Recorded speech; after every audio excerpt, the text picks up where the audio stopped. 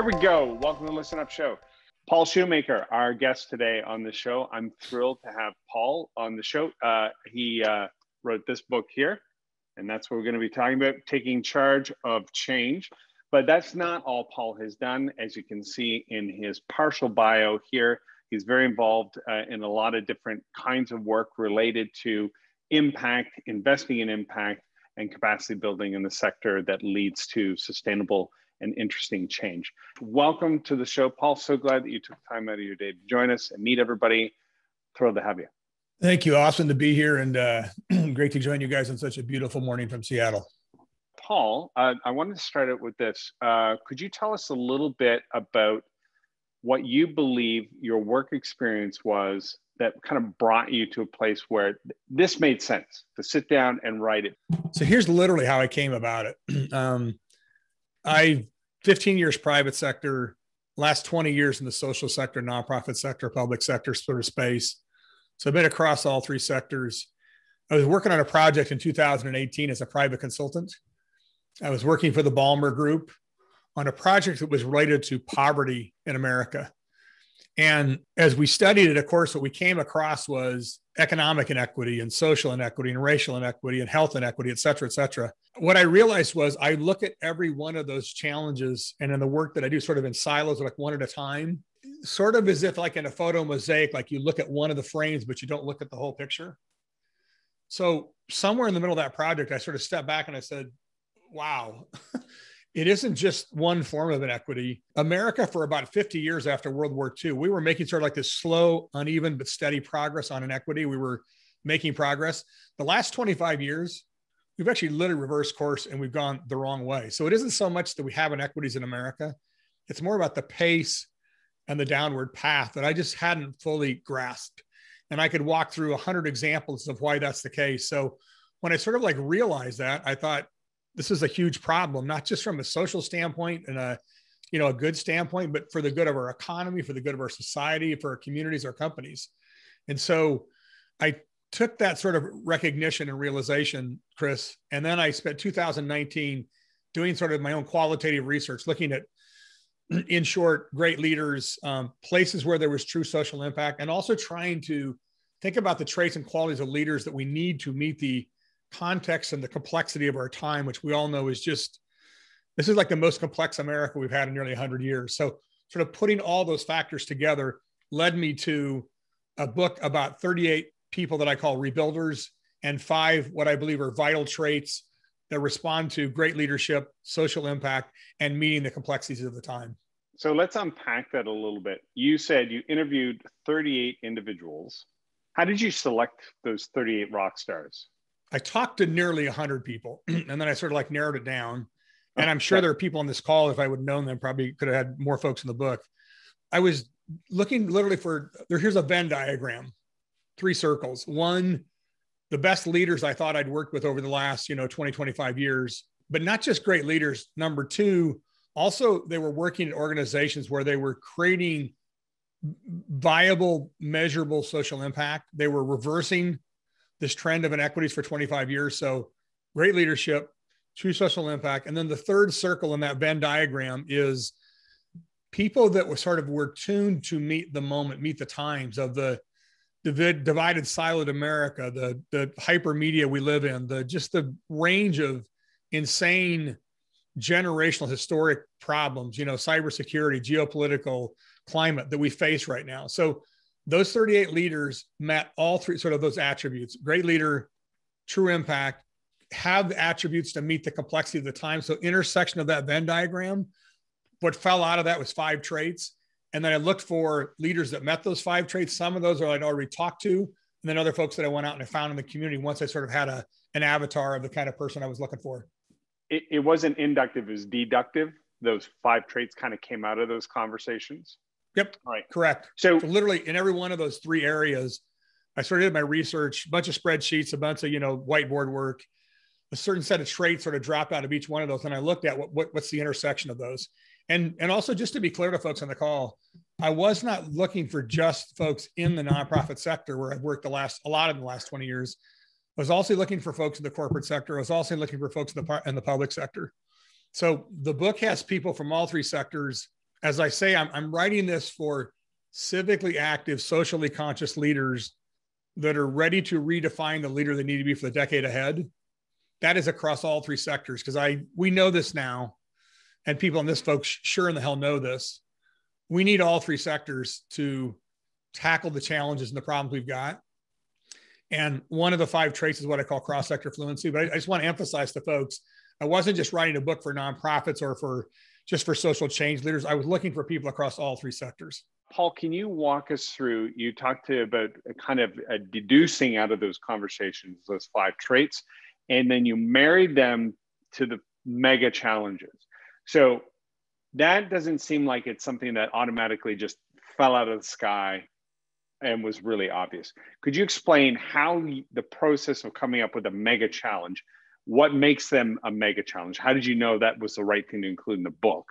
So that third circle at the bottom of that Venn diagram that I sort of drew a minute ago, hopefully in people's minds, the complexities of the time that we live in, I called those complexities mega challenges. I just needed a term to sort of be a heading for what represents the challenge of the times that we live in. And I boil it down to 5 things. The 5 things that I used, I mean, the complexities of the decade we're living in, Chris, they're like a pie. You could slice it in 5 ways. You can slice it in 10 ways. I just chose to use these 5 ways to represent sort of what I thought were just mega overarching significant challenges that we face.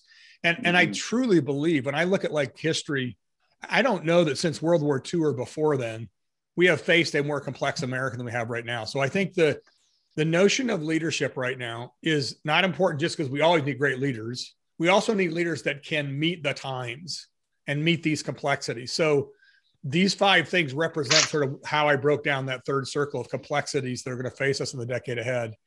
And then those are the 5 traits that, again, we're in the middle of that Venn diagram that I described for you. Great leader, social impact, can meet the complexities of the times.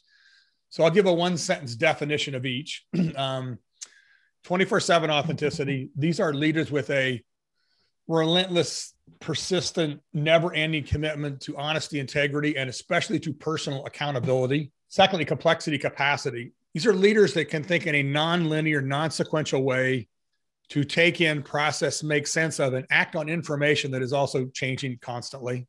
Generosity mindset. In the insanely divided, siloed times that we live in, we still need leaders that are able to keep their eyes on the ultimate goal. They get past all the diversions. They know how to get the best from everyone. They know how to make the whole greater than the sum of its parts. All those things sound really nice in words. They're insanely hard to do in practice. Data conviction. In the midst of all this mess, people that have a conviction about data, these are leaders that believe that any social challenge they're working on, it takes all kinds of things, but data is indispensable. They know it has to be a part of the challenge, part of the solution. It is not just a tactical thing, it's a strategic thing. And maybe most importantly, they know how to use data, but they also know how to use it wisely and how to not use it unwisely. Data in the hands of the wrong person is lethal. The last one, cross-sector fluency. These are leaders that have an ease and a natural movement across all 3 sectors, public, private, and nonprofit, in a very fluid, non-transactional way. They're able to work that way very natively.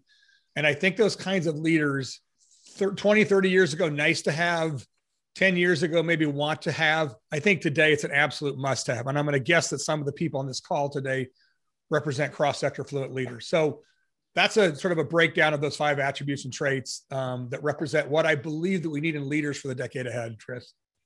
I want to go back, the idea of rebuild, and you and I touched on this a little bit.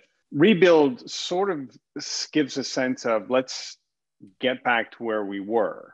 But now that we're facing big conversation about systemic racism, the obvious inequities around gender and other markers of who we are as human beings, why rebuild? Why not? Because you use a bridge, and maybe you want to explain the bridge model. Yeah. Because it would seem to me that maybe we just need to say build different. Why the word rebuild versus start over? First of all, in some ways, there's any term, word sort of can have different meanings to different people. And once I sort of rolled those 5 traits together, I was just looking for a metaphor that I could use to sort of like roll them together. Because I didn't want to just come out with a book that said, here are these 5 things. You need sort of a way to, put them in a container. And the term rebuilders for me, there's all kinds of metaphors I could have used. Literally, the reason I land on this was sort of almost more of a personal story, because part of my sort of personal, if you will, origin story for this book has to do with me growing up in small town Iowa back in the 70s. My dad was the Methodist minister, and just how I sort of came to understand things like educational, economic, and racial inequity. In the woods behind our house, there was a park called Snell Crawford Park, and there was a little simple arch bridge in this park. And I would go down there underneath it in the summer and listen to the cars go rolling across it. If you look at bridges in America, we built 2/3 of them between 1950 and 2000. Today, over a third of them are in need of repair. 8% of them are in need of urgent rebuilding. So I felt like bridges were an evocative metaphor for sort of the progress of, and now the lack of progress on the state of civil society in America. So that's where I came up with the metaphor. So rebuild to me does not mean going backwards. That's definitely the question that folks ask me, like, why are you talking about going back? I'm not. I'm talking about rebuilding.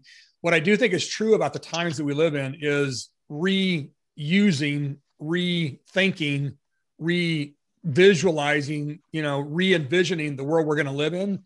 I do think those are relevant ways to frame the world that we're living in. So there was a tangible reason I came up with the metaphor, which just is a very sort of personal anecdote. And then there's sort of a philosophical one, which is the times that we live in. Whether you call it build back better or whatever the hell you call it, there is such a need to rebuild parts of America maybe in very, very different ways. It's not about going back. It's about going forward. It's about reimagining the future and rebuilding this nation. Okay. And to be fair, on page XIV, it says, looking to the future. To be clear, my point of view is perspective, not retrospective. Rebuild infrastructure. Things are falling apart, our bridges. But I like that rebuilding the bridges across America kind of idea, and that'll stick in my head. Was there any variance in the needed leadership qualities based on race and gender? And I know that feels like a bit of a landmine too, but.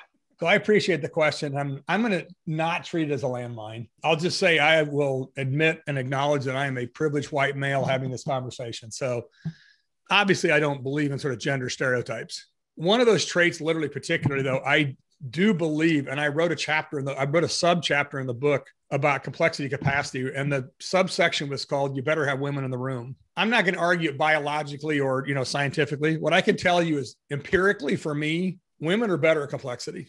That is my opinion. That's what I offered in the book. And it has to do with just being able to sort of take in more inputs. I'll also say that I think guys tend to get stuck in their egos. They tend to stuck in their boxes at times, and they sort of like can't navigate their way out of them. So particularly when it comes to the capacity to deal with the complexity of the times we live in, I think women leaders are insanely important. And given the backwards progress that's happened in the last 15 months for women leaders, it makes the emphasis on women as leaders even that much more, I think, important and significant.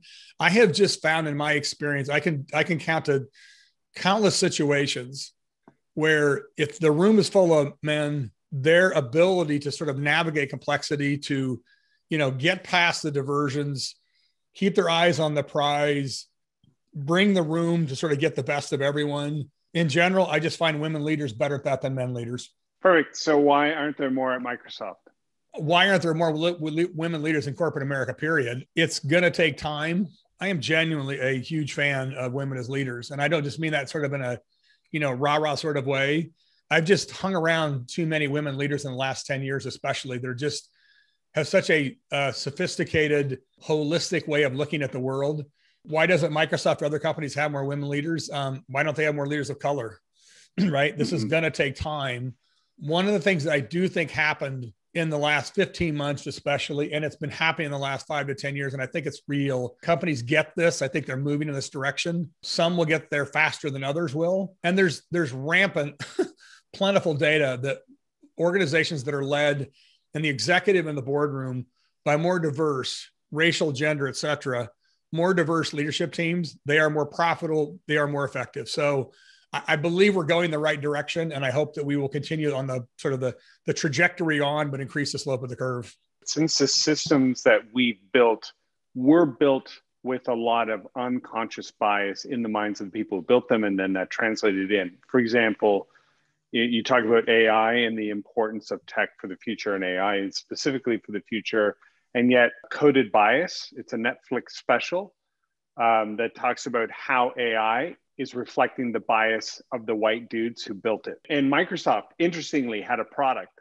that turned into a raging Nazi, and they closed it, an AI product that they closed down because it just got informed with a whole bunch of messages that are out there in the public forum, and it became the product of that information.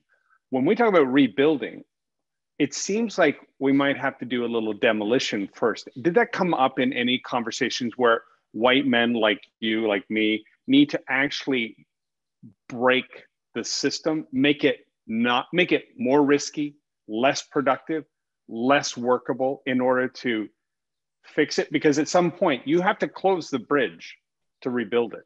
You have to stop the flow of traffic. What you're describing is systemic change, institutional change, things that are sort of, if I want to use the metaphor, the way the bridge was built the wrong way, right? We built an arch bridge, but we need a truss bridge today. So some of the changes in society, and if we're really, really, truly going to change the way the world thinks, we're going to have to change it systemically. What I also don't want folks like the people on this call to do is get sort of dejected by or sort of get intimidated by the scale of the systemic change. Because I think the other level is individuals. And I think every one of us every day in our lives and where we work and how we function in our companies, we also make little differences along the way that make a huge difference in how the system functions too. So I think it actually sort of flows in both directions and they both impact the other. Great example of how individuals, I think, can affect the system just by their individual actions. I know in the last 6 months, 3 stories of friends that I know that are CEOs of small to medium-sized businesses that brought on a white male to their board or to the executive team. And literally the employees of the company just puked on them. This might not have been fair to that one person, but the company said, that's not what we want. That's not what we're asking for. A whole bunch of individual actions said, that's not the kind of leadership we want. And they pushed back on the system. So at the same time, we're trying to do the hard work of rebuilding the bridge. I don't want anybody to underestimate how much our individual actions can have an effect just day to day, as well as impacting the system itself. So I think the dynamic of those two things and those two levels and how they play on each other is really critical for people to understand. So going a little further down this road, 24/7 authenticity.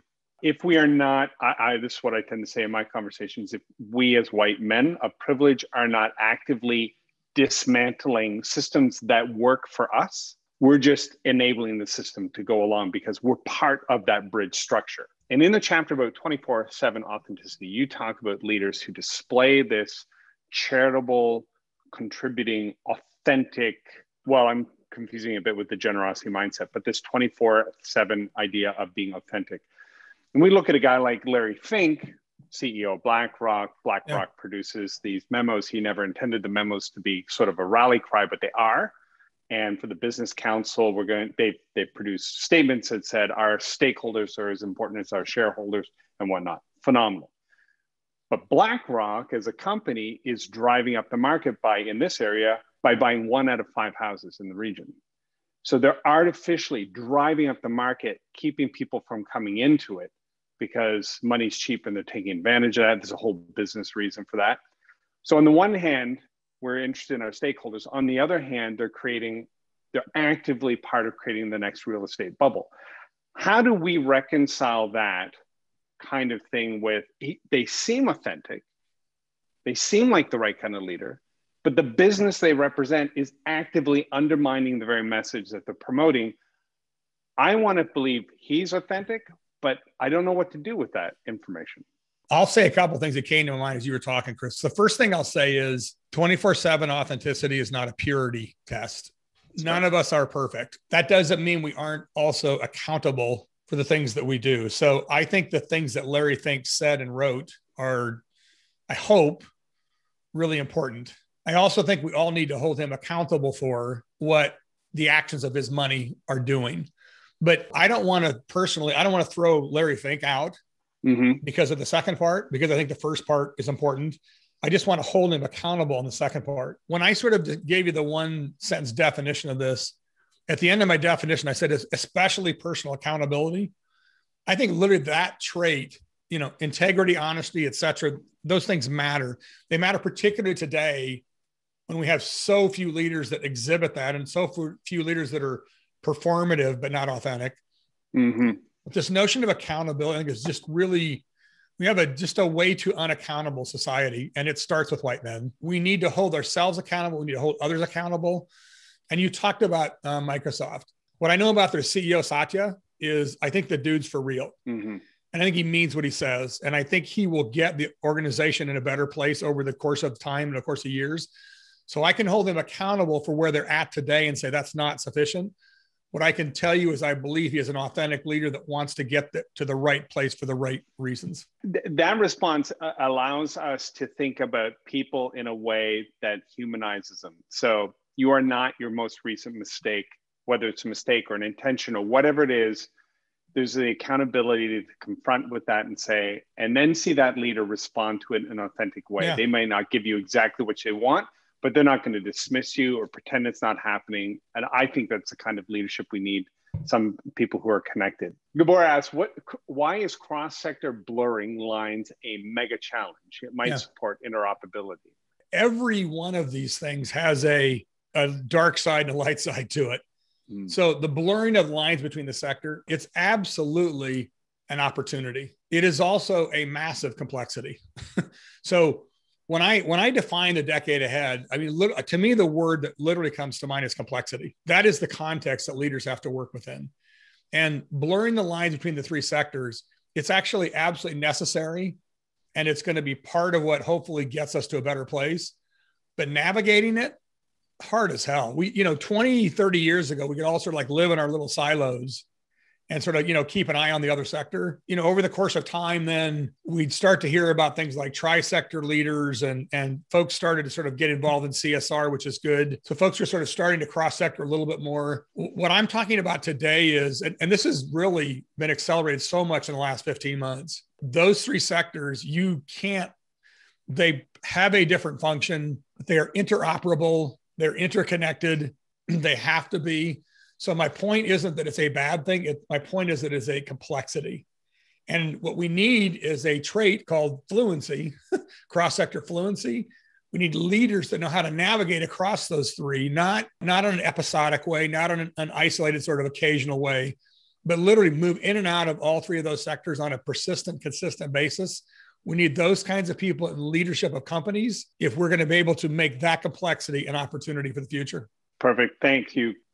Question here from Nicole. I'd love to know what, if anything, surprised you about the 5 traits that emerged through this deductive process. Of all 5 of those, the one that surprised me the most was this notion of a generosity mindset, because it almost sounds like quaint or naive or insufficient for the times that we live in. The person that literally gave the first time I heard that term was, and she's the first leader in the book, her name is Roseanne Haggerty.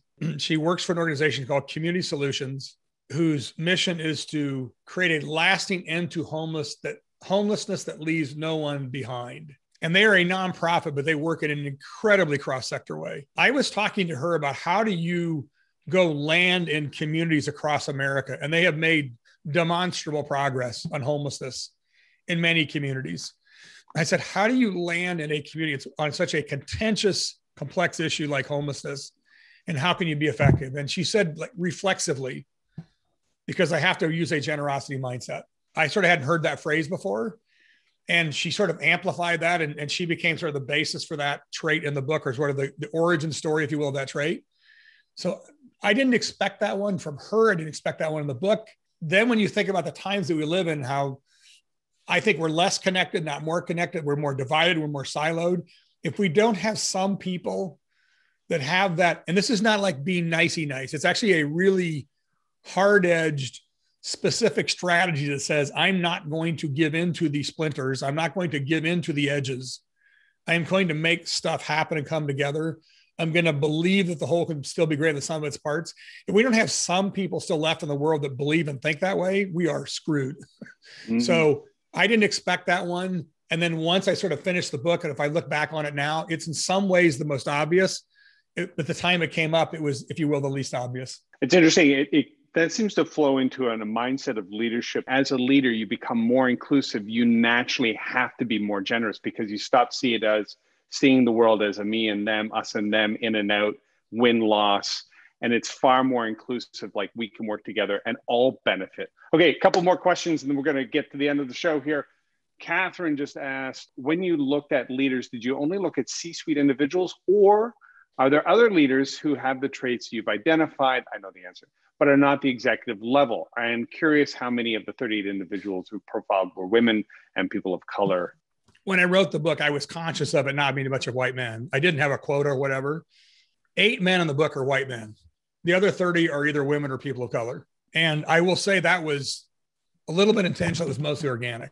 And then to answer your question about C-suite, probably half of the people in the book are CEOs or CXOs of organizations. The other half are mid-level managers. And a handful of these people are folks just like out literally in communities on the ground, just doing stuff that matters.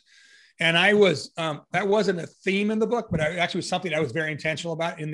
Right when I sort of had an early draft of the book, one of my friends said to me, why don't you include some people in there that are not just CEOs? And I thought, that's a smart, obvious idea.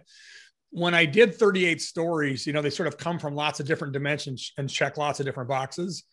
But one of the boxes I wanted to check was that these are folks literally just in communities, in neighborhoods, in organizations, in parts of the world that are not at the top of organizations. They don't have big titles, but they're exceptionally effective in the work that they do. We're going to need leaders at all levels, right? Not just at the C-suite, at all levels of organizations and inside and outside organizations. Another one of the concepts one of the leaders in the book gave me, his name was Richard Wu. He said he thinks the time has come for what he calls organizationless leaders that show up without an organization, without a title, right? And so the answer to your question is emphatically yes, Catherine. And if anything, I probably should add a few more folks like that in the book, but it just emphasizes the need in the world today. We need leaders everywhere and everybody to sort of that has the capacity and desire to do so, to realize you can be a leader in whatever sort of slice of the world you live in and you work in, then you will make a difference. Perfect. Optimism versus pessimism. And you come to a place here where you say, talk about the 3 scenarios for the American future. Number 1, it's the beginning of the end. America is in decline, much like Rome, Ottoman Empire, British, and so on.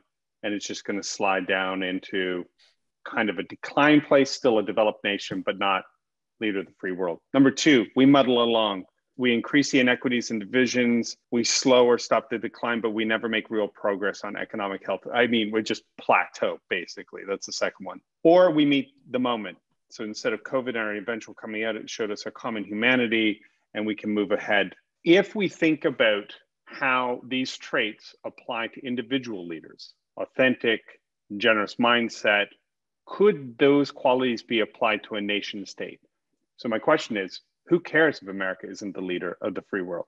Why does that matter? Could we look at a future where America and other nations start working together, not in the UN way, but in a shared leadership way, outlining some of these vital traits?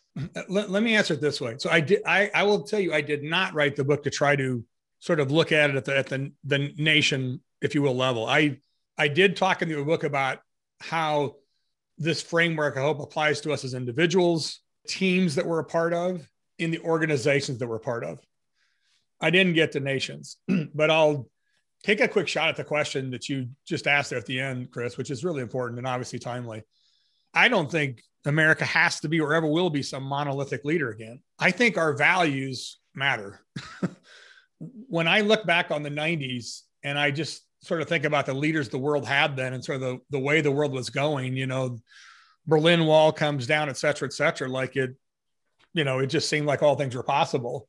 Mm-hmm. And in the last 25 years, when it comes to not just inequity, but the kinds of leaders we have in the world, we've all had ourselves smacked in the face, including in this country, as we well know. So I won't say that we have to be the one leader at all, but I do think that the world needs America to have strong values and to show up as a leader that tells the truth and brings the right values to the world. And I think these kinds of traits, but I think if you think about national, like how can 24/7 authenticity not matter today in a global sort of political kind of leader context? How can the capacity to deal with complexity not be insanely important for our leaders to have? So I did not write the book from that perspective, Chris. I do think these traits apply at that level. Mm-hmm. And I think I wrote the book largely about this country because that's where I spent my time. America does matter. It doesn't mean we're the monolithic leader, but I think our leadership and our values absolutely matters. Yep. And I think you're right. I think there is a contribution to make to the world stage. And I think the current administration is demonstrating what that can be. Not perfectly, but I agree with you. Thank you for that. Be sure to check out Paul's book. You can get it on Amazon or anywhere you want to buy a book, Taking Charge of Change. Paul, thank you so much for being a part of this. Taking Charge of Change, be sure to get a copy, read through it. Lots of cool stuff in there. Thanks, everybody.